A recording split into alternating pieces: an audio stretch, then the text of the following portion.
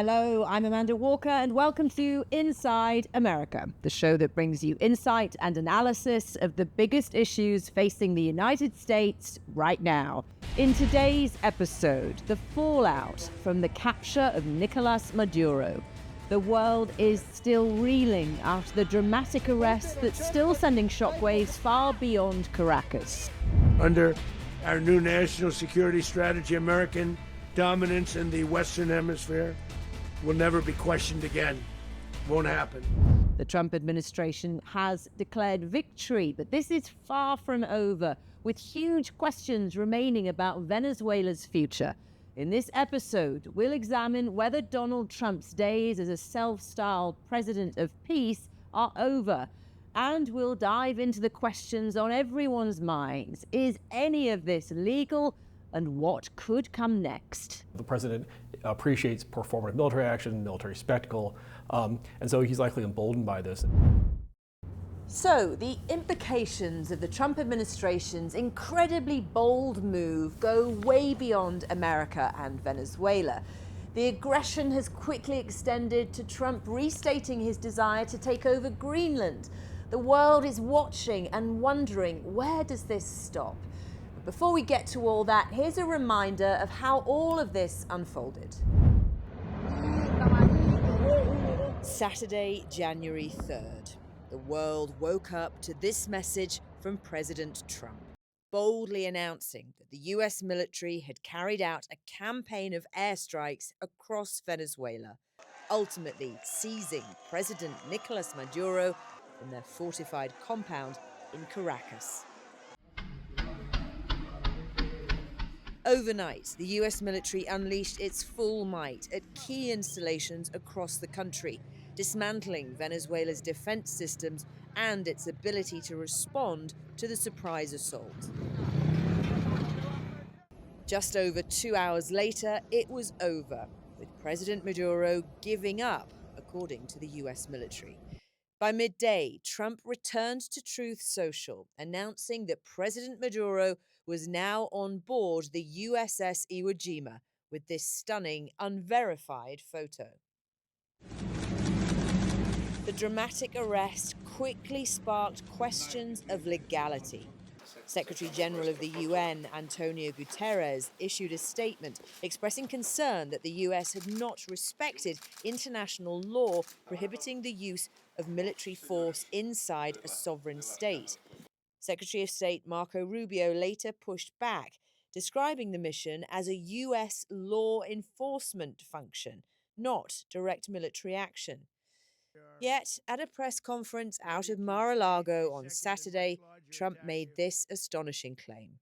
We're going to run the country until such time as we can do a safe, proper, and judicious transition.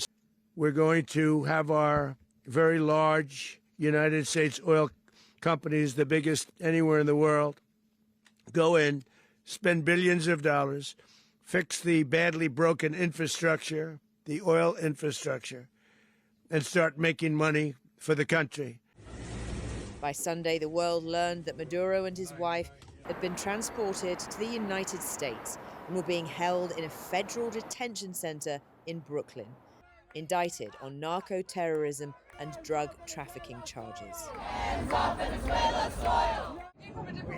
When asked by reporters on Air Force One, Trump wasted no time boasting about who was now running Venezuela.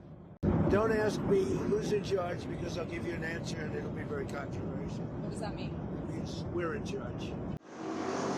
He even went one step further, threatening in an interview with The Atlantic that now interim President Delcy Rodriguez is going to pay a very big price, probably bigger than Maduro, if she doesn't cooperate with the US.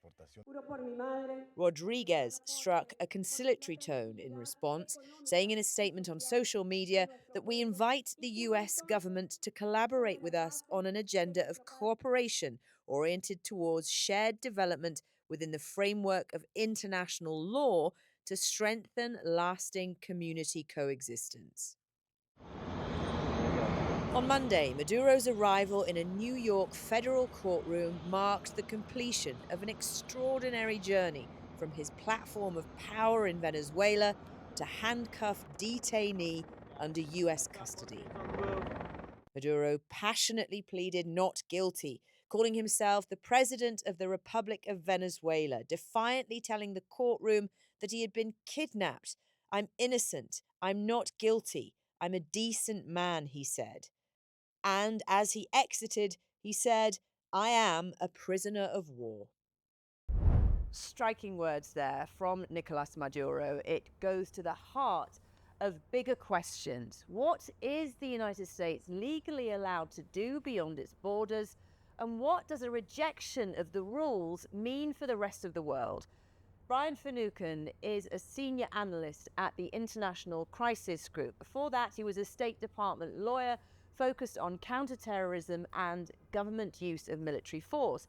We spoke to him a couple of months back about the strikes on alleged drug boats in the Caribbean and Eastern Pacific.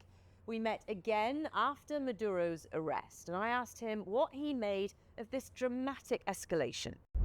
I think the manner of the operation took a lot of people by surprise. This spectacular Special Operations Forces raid into Venezuela, into Caracas, and the capture of Nicolás Maduro and his wife. I don't think many people had that on their cards. Let's talk a bit about the legal rationale. There hasn't been a huge amount of legal justification from the Trump administration, but the general line seems to be that this was a military-supported law enforcement arrest of somebody charged with breaking U.S. law. Does that make it lawful? No.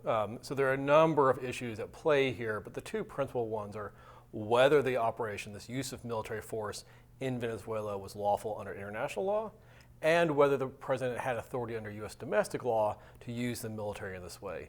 And the answer to both of those is no. It was illegal on both counts, both as a matter of international law and as a matter of U.S. domestic law. Okay, this operation, this military incursion, decapitation raid into Venezuela violated Article 2.4 of the UN Charter, which prohibits the threat or use of force against other states.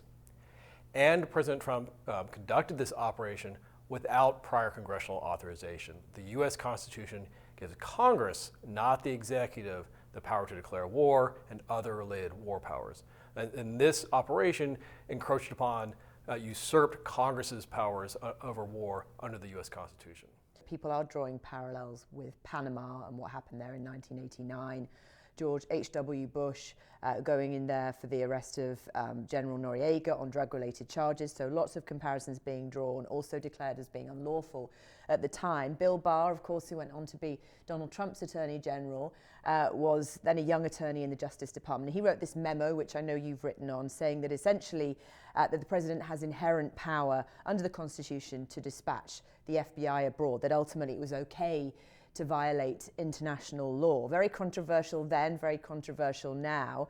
Can we assume that there is the same reasoning here with the Trump administration, from the Trump administration, and does it hold any water? The administration has not been terribly forthcoming with legal justifications. As I said, they haven't laid out any sort of justification at the UN Security Council. In terms of parallels with Panama in '89, the administration is very consciously modeling this operation, both the incursion into Venezuela and then the subsequent capture and transfer to prosecution in the United States of Maduro on what happened to Manuel Noriega.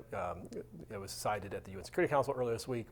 But that is not a precedent, both because it itself was legally fraught. It was widely condemned as being a violation of international law. Again, there were problems in terms of U.S. domestic war powers. And the two situations are factually distinct. Okay? In 1989, the Bush administration cited to the fact that U.S. forces, they are still U.S. Military personnel and their families living in the Canal Zone, okay, that they had become under attack and been threatened by Panamanian security forces. The Panamanian Assembly had declared war on the United States shortly before the invasion. And the Bush administration cited the invitation of officials in Panama that it regarded as legitimate authorities. It did not recognize Noriega as the lawful leader of Panama. Indeed, he was, did not hold the rank of president in that country. So in that respect, it's the situation in Venezuela is distinct from what happened in Panama. And the administration has not articulated the sorts of arguments that the Bush administration did. It's notable that even though the Bush administration had this permission slip to violate the UN Charter from Bill Barr, it didn't actually publicly rely upon that. It still made this argument that somehow the invasion of Panama was consistent with international law, consistent with the UN Charter. That was not a good argument, but that was their argument. Do you think there's much interest in legal justification from the Trump administration?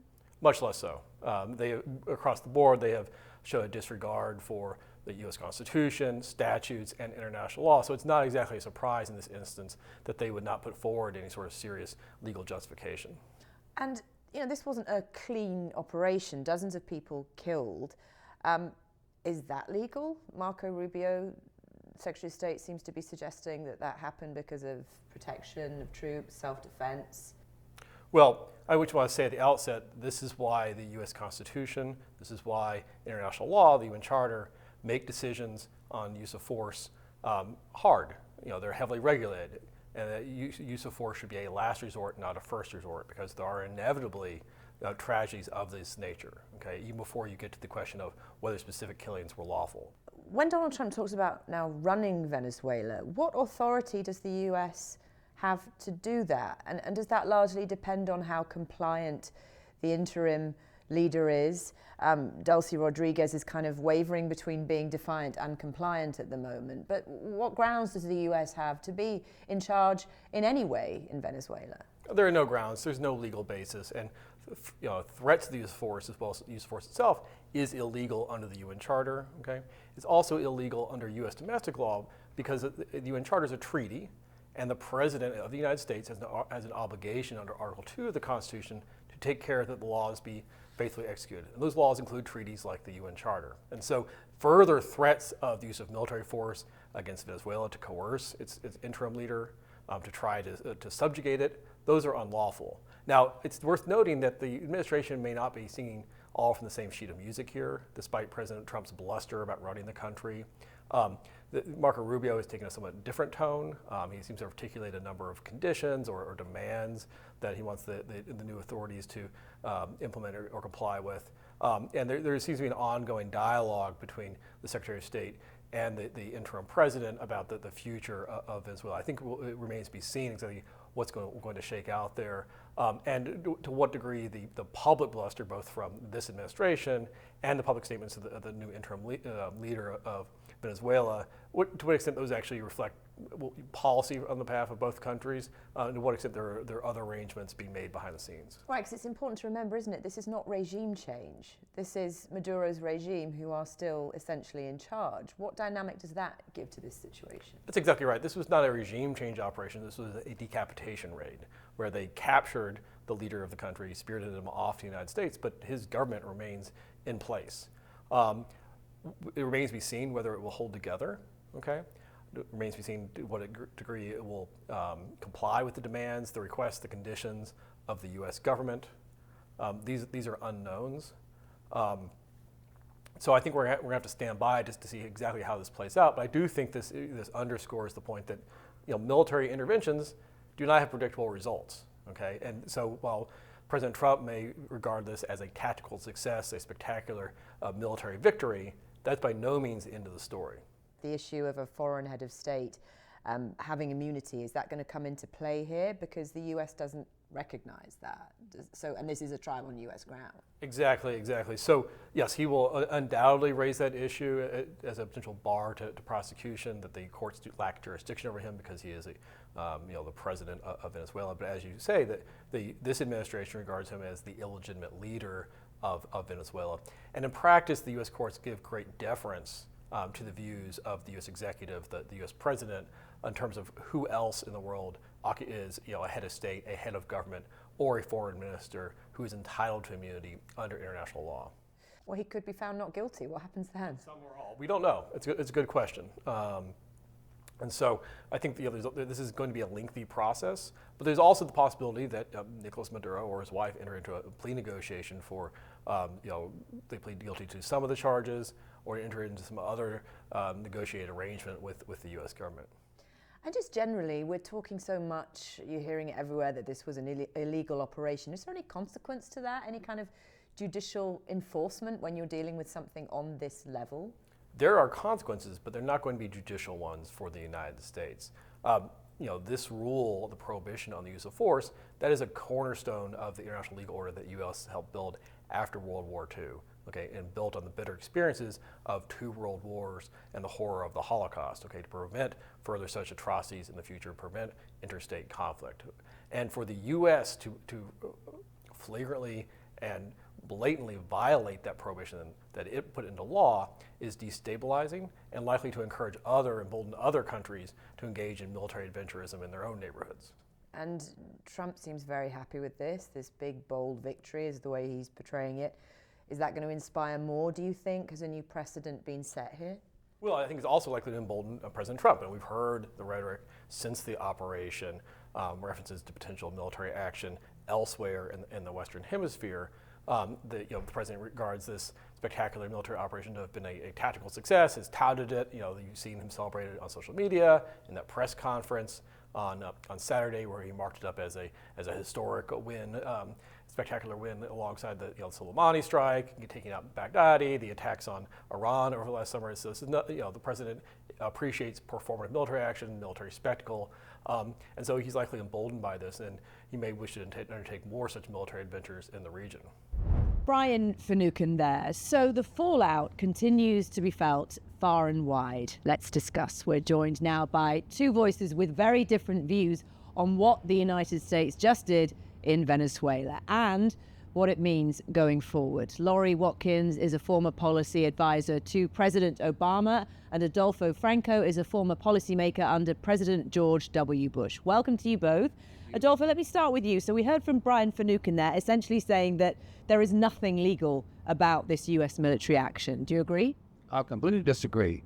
The president has broad authority under Article 2 to carry out actions militarily as commander-in-chief. This has been done historically throughout the history of the United States, and more recently since we have a guest here representing President Obama. President Obama had launches of military action against Libya, of course, took drone strikes against individuals that are identified as potential terrorists. More recently, which is applicable in this situation, was the police action or war we took to take out Maduro in Panama.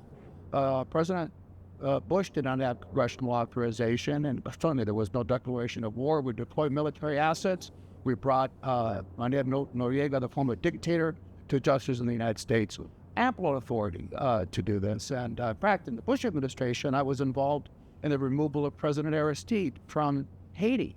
We deployed 5,000 troops to Haiti. We never had congressional authorization. We were completely within our rights to do so. Okay, so you're saying there's precedent. Laurie, how does this differ? An authority, and not more than president authority. Does this differ to the kind of actions President Obama was taking? Well, the problem that I have with that is the following. With all due respect to you, sir, Yeah. you said that it was a military action. And all of those examples none of them are the same, by the way, as what is going on here, and I'll lay that out in a moment. But this was stated by the president himself, along with all of his cabinet officials that were involved in this, that this was a law enforcement action. It wasn't military.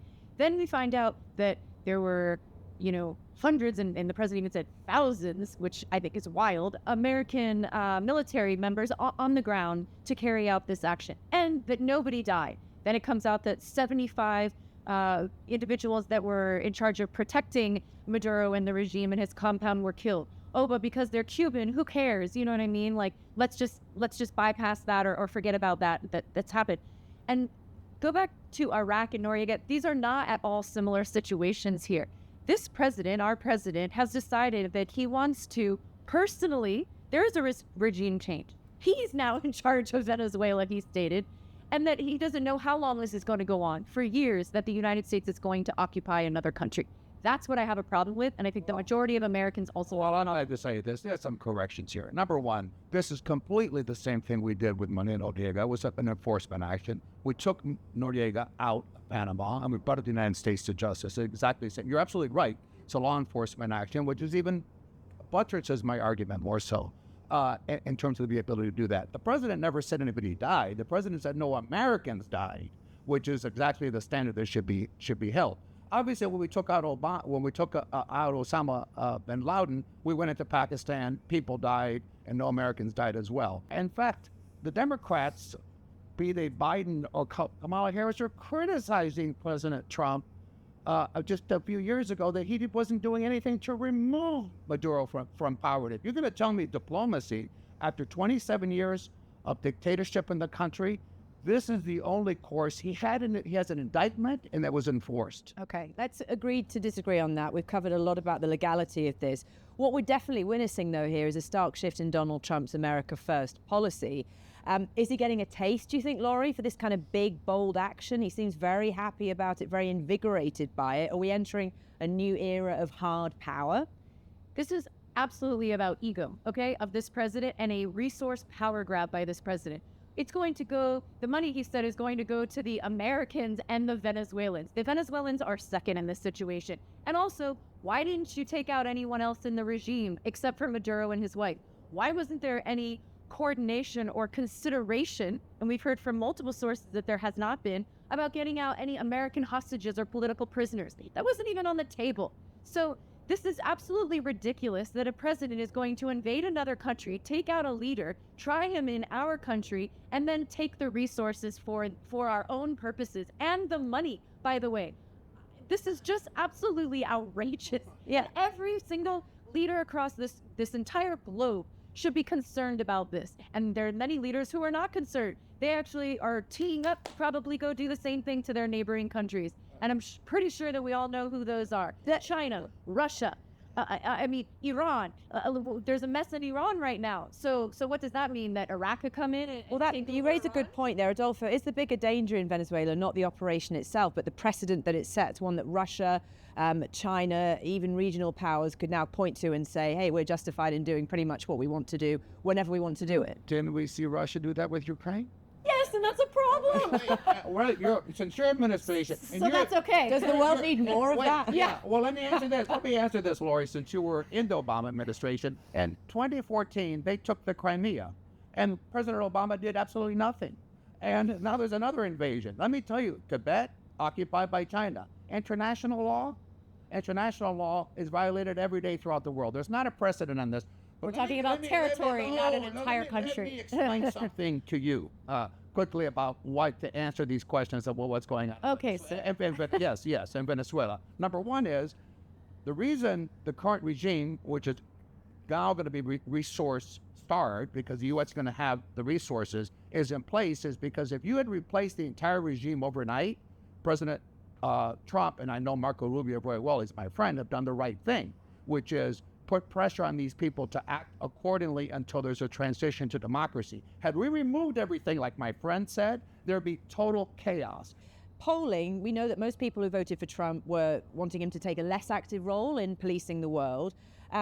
Recent polling on this specific issue, 1 in 3 Americans approve of the U.S. military strike on Venezuela that toppled the country's president, but 72% worry that the U.S. will become too involved in the South American country. You just outlined something there, Adolfo, that might take years to get stability here. Do Americans want this? Is Donald Trump risking a loss of support here if America is in Venezuela for the long, costly haul? But I don't think so, because that's my point. America is not troops on the ground. This isn't committing the United States to taking over the country in the physical manner. So what we're doing here is putting pressure in the resources. This is something the American people will just inure. The benefit will inure to their benefit, to the benefit of the U.S., because not only will Venezuela become stable, but it will become a source, of course, of revenue and other commercial activity that we enjoyed prior to Chavez in 1998. But the oil situation, Donald Trump seems very convinced that it's going to start to flow and money's going to come. But